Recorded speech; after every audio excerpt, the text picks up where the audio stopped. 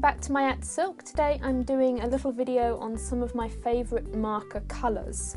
I've seen a few YouTubers doing these sorts of videos recently and I think they're not only really fun to watch, but I personally find them really helpful, especially when it comes to shopping for markers. Watching these videos are really helpful, I find, and it's a good way to discover new colours and to see those colours in action. Particularly for me, as I shop online, the online colour charts are not normally very accurate, so watching other YouTubers is one of the ways I pick new colours. Anyway, I've chosen 12 of my favourites to share with you all today. To be honest, I love all the colours. There's not a colour I don't like, but I've picked 12 of my go-to markers, the ones I use most often, and some of them are a bit more unusual, so they may be interesting to you guys. So the first one is YR68, which is a really bright orange. It's actually a little bit lighter than what you're seeing on screen. The camera for some reason didn't like the orange colour, so it's a little bit lighter than what's showing up on camera. But anyway, it's a really bright, vibrant orange. I find orange a tricky colour to use, particularly to place it and to match it in with other colours, particularly when I'm doing colour palettes.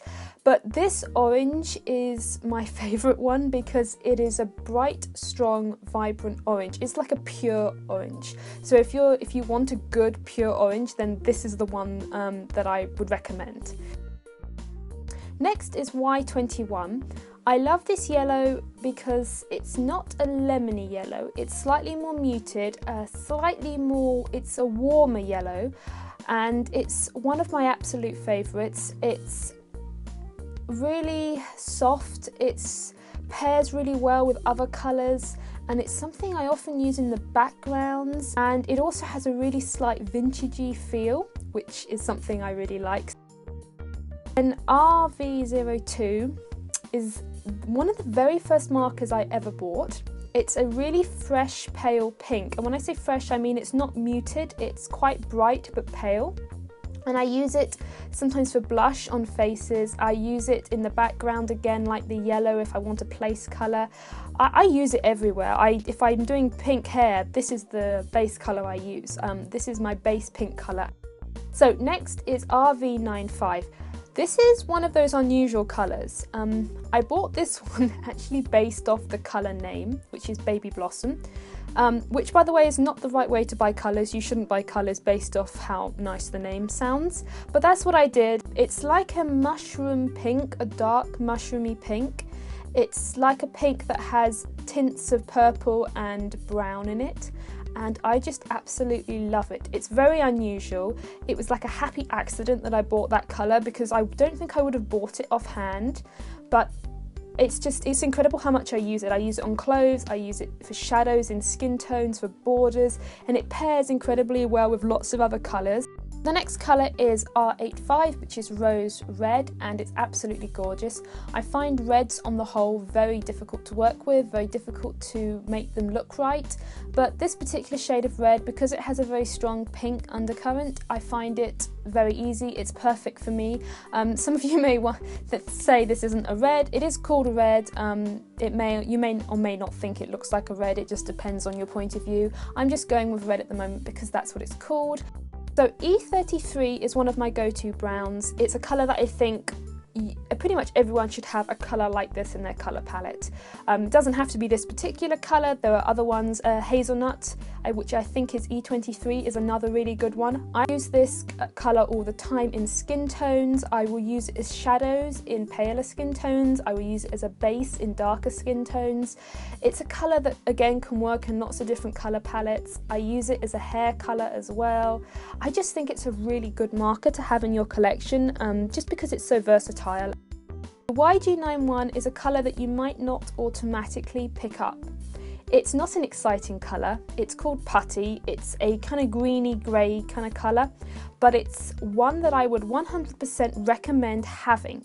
So if you don't have a colour like this and you're thinking of buying some more markers, I highly suggest getting something like this, just because it is so useful to have more neutral colours in your collection. These sorts of neutral tones you can pair pretty much with any colour palette. You can use them in pretty much any drawing if you have shadows or areas where you want to fill in but you don't want to overpower other colours or to muck up your colour scheme. It's just so incredibly useful, particularly in the work that I do. YG41 is my favourite green. It's light and bright but not too yellowy. It's not too dark but it's not too pale. The YG41, I kind of wish I had it as a sketch marker instead of a chow, but that's just how it happened. I was in a shop, I saw it, I got it, and they didn't have any sketch markers. So, but this is the green I use most often. I often use it as a base colour, and I use it a lot for plants and greenery and just things like that. It's a really lovely green.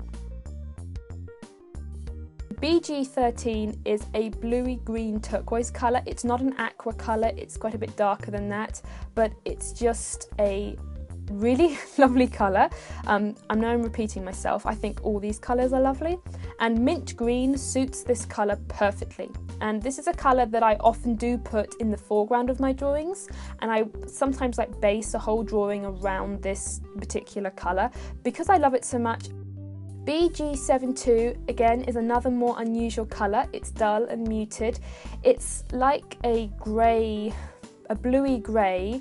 It's not one of those cool greys, which are the Copic greys that do have a bluey tinge to them. This is a blue, or a blue-green. BG stands for blue-green, and for me it's perfect for backgrounds, and I just love the ocean feel to it. It really does remind me of a stormy sea, and it's very evocative colour. B12 is a lovely bright, not too bright, but a lovely simple light blue. I don't have too much to say about it. It's kind of one of those go-to colours. If I ever have to put blue in something, I'm drawing sky, or I'm, you know, drawing clothes, or a blue in something, it's kind of like the one that I reach for. And it's a really nice, plain, jolly blue, and it's the one that I go to pick whenever I need a blue. Last but not least is BV02, and I can't tell you how much I love this colour. Recently I've been using it in everything. It's a blue toned purple, so it feels like there's more blue than red in the mix of the colour. Again, it's just the right shade for my work, and I love it because it has a slightly mystical feel to it. I just like it's like a magical colour, as if magic could have a colour. I would imagine that magic's colour was this particular purple. That's just my opinion and feeling, but that's one of the reasons why I really love this colour. It kind of has really nice kind of connotations to it. So there are my top 12 go-to Copic markers. Again, I love all the colours, but I had to pick 12 for this video, and these are the tones I used most often. I know I probably repeated myself a little bit when I was describing the colours. I think I'm just bound to do that because a lot of the colours I've picked for similar reasons, so I'm sorry if I've been repeating myself, but I wanted to explain why each colour was important, and particularly for some of the more unusual colours. Anyway, so let me know in the comments below what are your go-to colours, because honestly I'm always looking for new markers, more interesting colours, and I love hearing what other people like. So let me know down below what are your favourite colours. I hope you enjoyed this video, and I will see you all again next week.